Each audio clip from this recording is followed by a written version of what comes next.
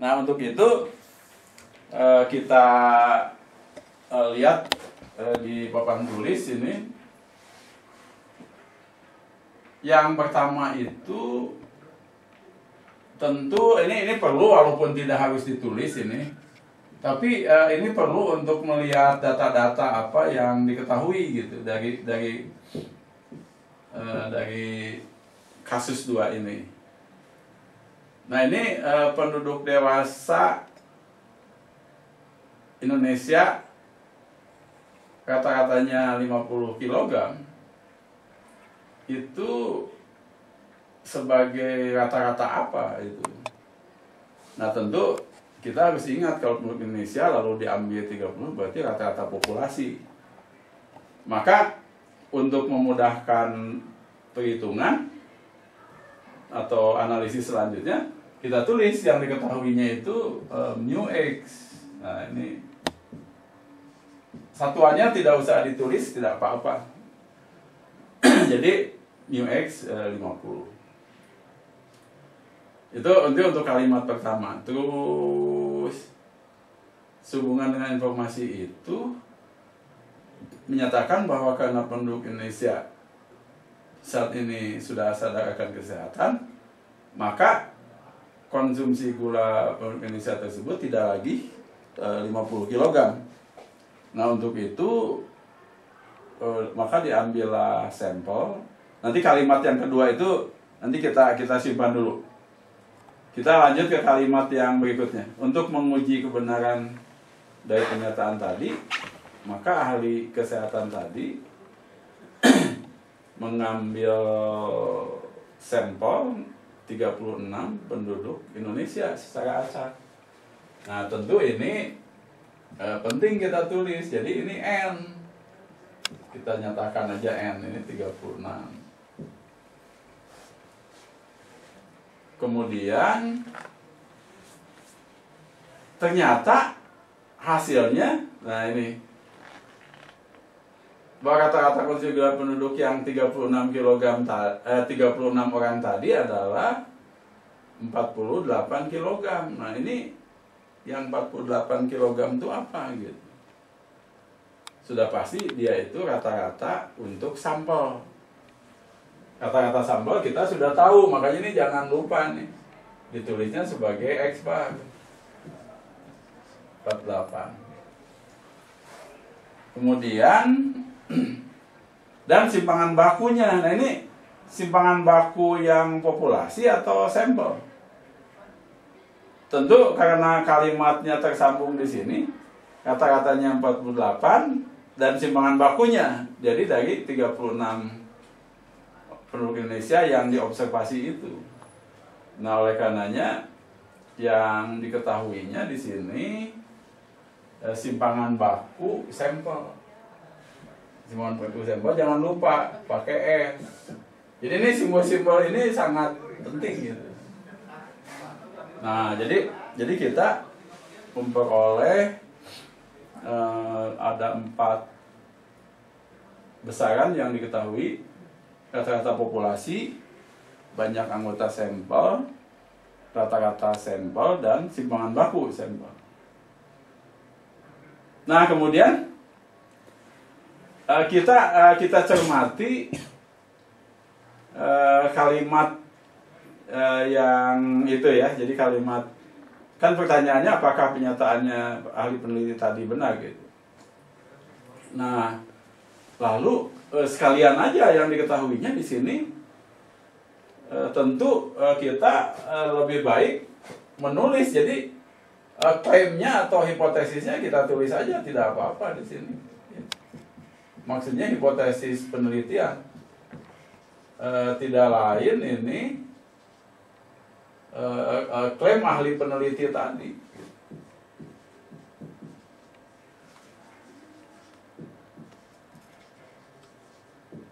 Nah, ahli peneliti itu kan klaimnya karena sadar akan kesehatan, maka konsumsi gula penduduk Indonesia tidak lagi 50 kg. Sekiranya Anda bisa membuat hipotesis penelitiannya ini.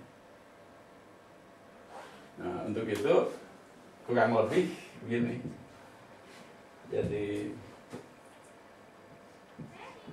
konsumsi gula penduduk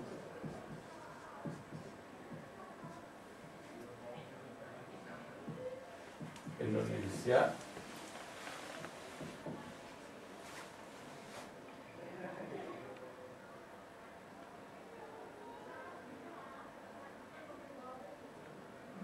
lebih baik pakai kata-kata atau nggak apa-apa, konsumsi gula penduduk Indonesia dalam kata-kata. Tentunya ini tidak usah ditulis juga nggak apa-apa. Konsumsi gula penduduk Indonesia saat ini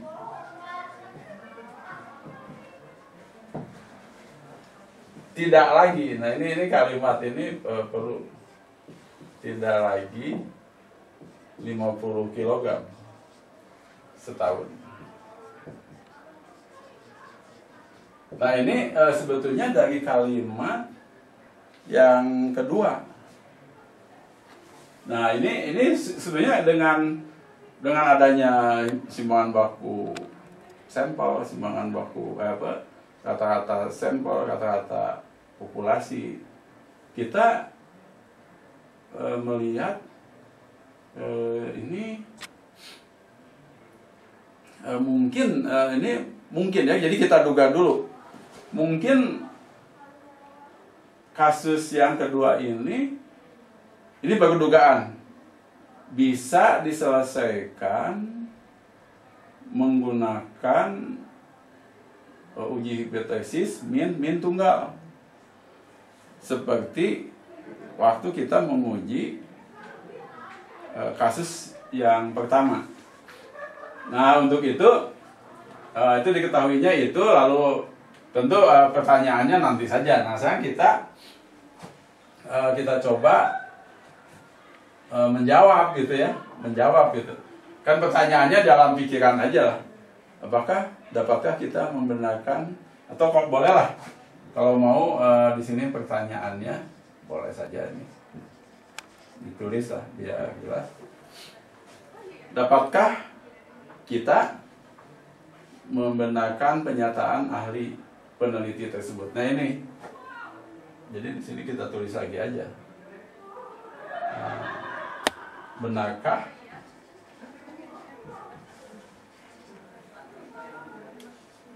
pernyataan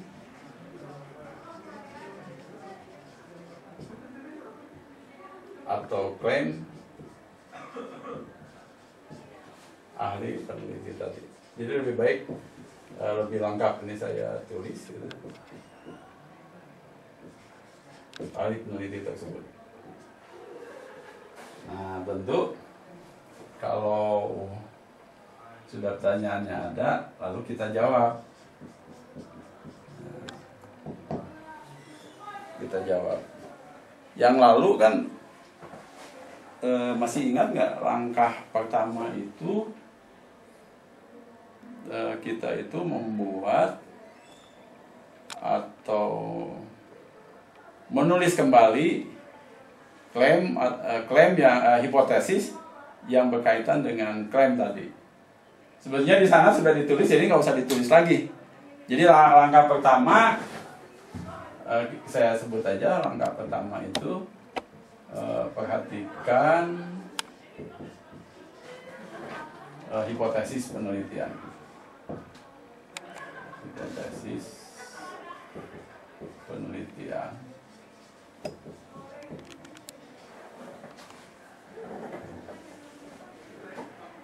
Yang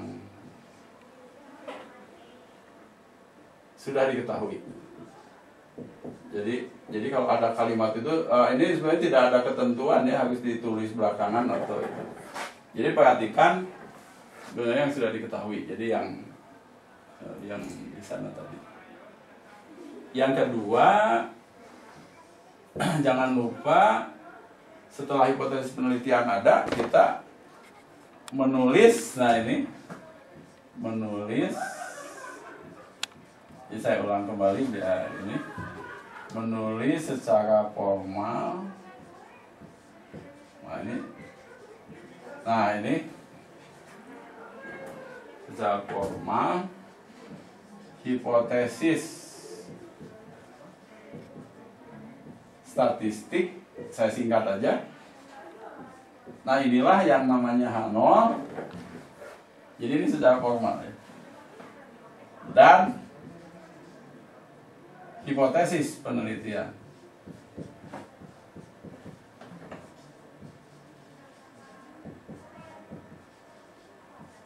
Dalam kurung ini H1. Atau ada yang nulis HA boleh lah. Ini boleh lah. H1 atau HA sama aja. Sebagai begitu. Jadi kebanyakan orang menulis H0. Kata-kata ini tidak sama dengan, sebetulnya bukan itu. Jadi bentuk formal itu hipotesis yang ditulis dengan lambang. Nah untuk itu tentu seperti yang pernah kita bahas yang lalu. Jadi saya tulis di sana, di sini H0. Ini H0-nya biasanya indeks.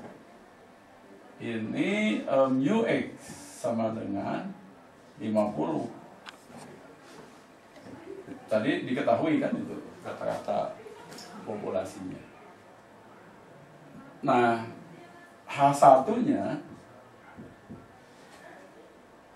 ini coba lihat ya, konsumsi gula penduduk Indonesia saat ini tidak lagi. Kata tidak lagi itu kata-kata yang tidak memihak. Jadi bisa lebih, bisa kurang gitu. Nah untuk rumusan yang kalimat seperti ini tidak lagi itu menunjukkan bahwa hipotesisnya ini hipotesis yang non direksional, tidak memihak. Nah itu jadi kalimat itu sangat penting dipahami sehingga kita tidak salah dalam menulis bentuk formal dari H1. Sebab H1 itu tidak lain hipotesis penelitian. Nah oleh karenanya di dalam permasalahan kasus 2 ini yaitu hipotesis yang non direksional atau tidak memihak. Nah kemudian kita amati gitu ya. Andaikan ini, tapi ini belum tentu benar gitu. Andaikan dalam pikiran kita itu, oh kalau begitu, karena yang diketahuinya kata-kata populasi, kata-kata sampel, maka ini sudah pasti kita itu membandingkan kata-kata sampel dengan kata-kata populasi. Yang ada dalam pikiran kita, wah ini ada atau kemungkinan besar kita harus menguji Z gitu. Nah lalu kita lanjutkan ya.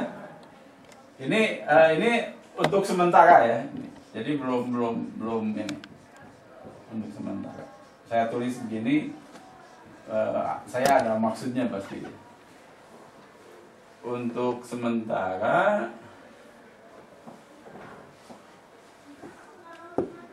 sementara diadakan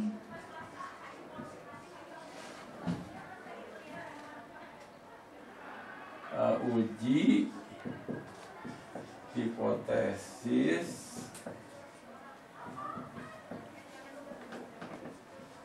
min tunggal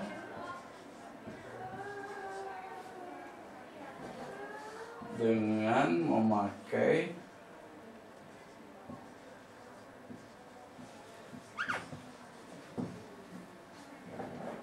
ini kata ini ini harus dipahami betul, dengan memakai statistik. Nah ini statistik. jet. Nah, sebab kita kan baru mengenal itu dengan memakai statistik jet, yang jangan lupa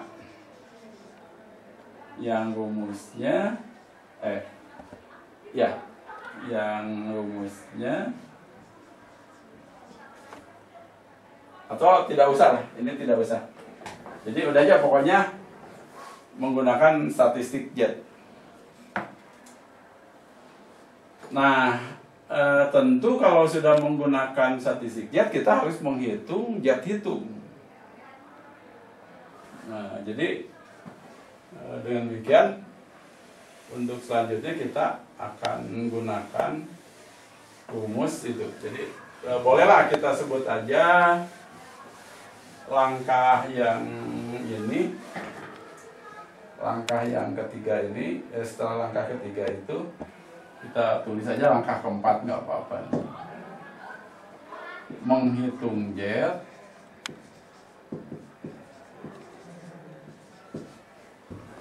dengan, jangan lupa ini harus diingatkan terus ini, dengan atau yang rumusnya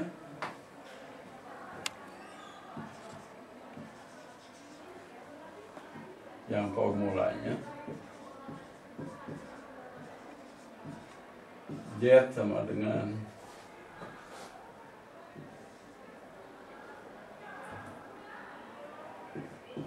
ini dibagi ini.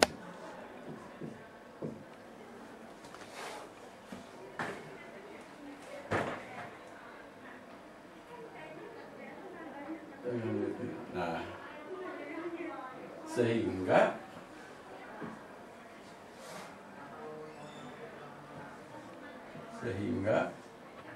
karena tadi kan yang diketahui ya, karena diketahui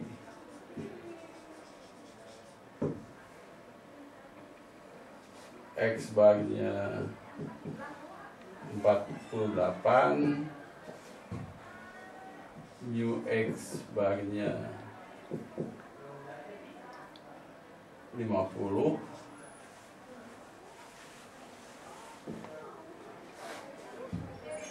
dan N-nya sama dengan 36, maka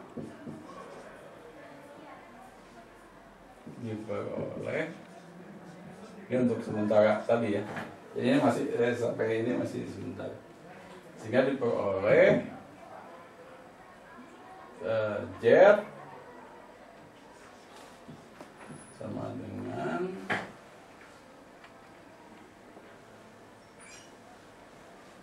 48 mu X kita tahu sama dengan mu X 50 dibagi. Nah, ini satu lagi terlewat, jadi disisipkan ya. Ini SX ya, tadi diketahui 10 terlewat tadi. Nah, lalu ketika kita sampai pada rumus itu, yang di dalam rumus itu simpangan baku populasi kan itu. Sementara dalam kasus ini simpangan baku populasinya tidak tahu. Jadi kita tidak bisa menggunakan ini.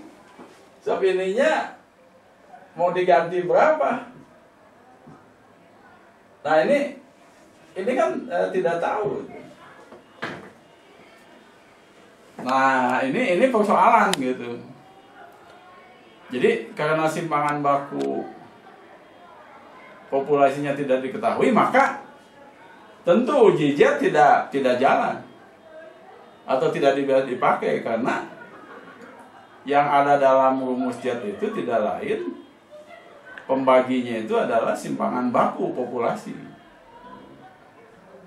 Nah, jadi ini kita hentikan dulu sampai situ. Kalau gitu gimana ini? Nah, lalu orang statistik kemudian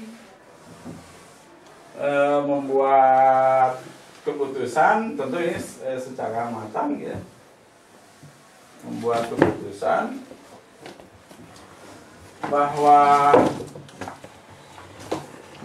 untuk itu karena simpangan baku populasi itu tidak diketahui, maka simpangan baku populasi itu diestimasi. Nah, ini kata estimasi itu mesti diingatkan. Jadi oleh karena itu untuk bisa melanjutkan perhitungan kita, maka simpangan baku populasinya diestimasi oleh simpangan baku sampel. Nah, jadi kita catat itu. Nah, ini ada, jadi ini masih tanda tanya, belum ada hasil. Nah, oleh karenanya kita ada catatan di sini, jadi tidak usah langkahnya. Catatan saya tulis ya di sini karena simpangan baku populasi dalam kurung, kan lambangnya ini jangan lupa tidak diketahui,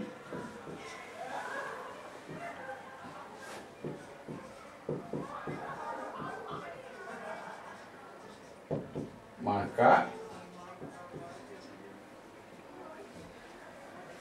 ini diestimasi namanya itu. Jadi didekati gitu ya, di apa istilahnya, diestimasi oleh ini simpangan baku sampel, dalam kurung simpangan baku sampel.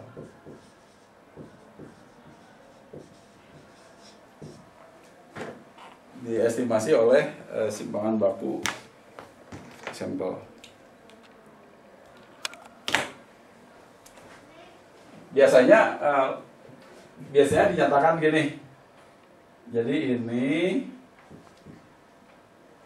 sebagai estimator ini. Yang lalu saya sudah pernah itu. Jadi simpangan baku populasinya diestimasi, ini sebagai estimatornya. Tentu kalau ini diestimasi oleh ini, maka juga akibatnya ke sini. Diestimasi oleh, nah ini diestimasi oleh ini. Kita tahu menurut rumus yang lalu bahwa yang dimaksud dengan ini itu tidak lain Sx dibagi akar N, di mana N-nya itu ukuran sampel. Jadi yang ini juga sama. Nah ini, jadi ini nggak ada ininya. Jadi simpangan baku populasinya diestimasi. Jadi ini tuh sebagai estimator gitu. Nah, oleh karenanya,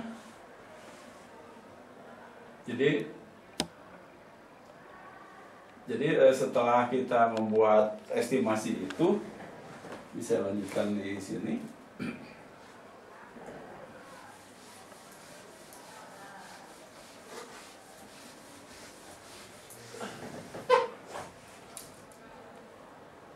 Nah,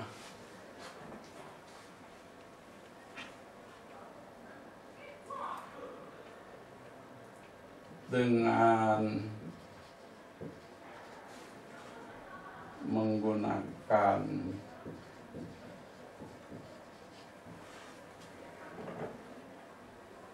estimasi tersebut,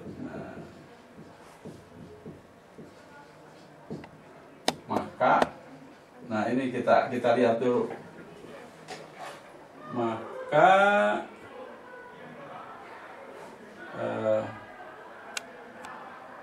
Z yang asalnya X bar dikurangi mu X bar dibagi ini, kita lihat dulu.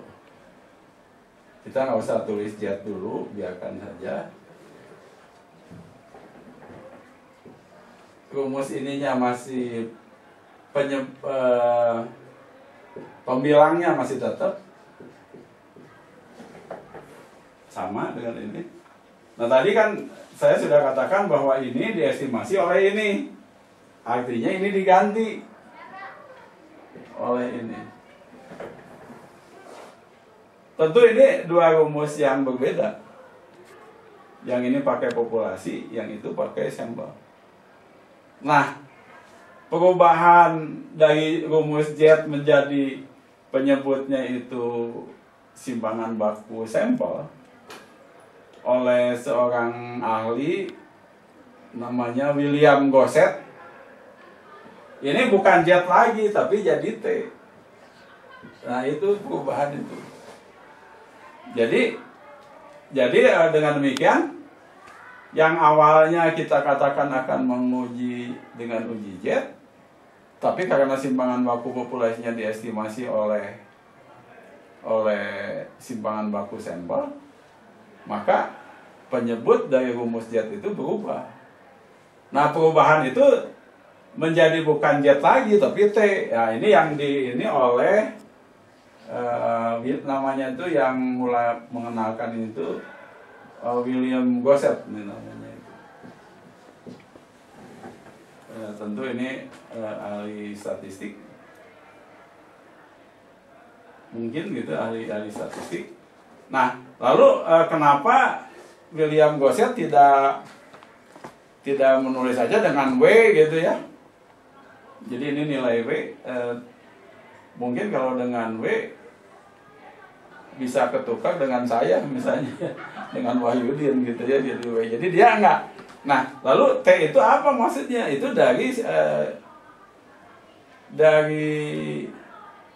namanya itu ringkasan atau apa ya, akronim mungkin ya, dari student. Nah, makanya dikatakan bahwa ini tuh T student. Jadi T student itu maksudnya ada sejarahnya ini, tapi nggak usah. Jadi dia mengambil T ini atau T ini, yang jelas dia tidak pakai Z itu. Jadi William Gosset menamakan itu. Nah, jadi kalau begitu bukan T lagi, bukan Z lagi. Jadi perubahan uji Z ke T itu yang di min tunggal itu karena simpangan baku populasi tidak diketahui. Nah, dengan demikian tentu kalau begitu, karena simpangan baku populasi tidak itu, maka kita harus namanya atau harus kita gunakan uji hipotesisnya itu dengan uji T gitu. Nah, jadi dengan demikian ini kan keterangan ya. Nah, untuk selanjutnya nanti dalam perhitungan Anda nggak usah menulis ini, tapi ini kan untuk penjelasan.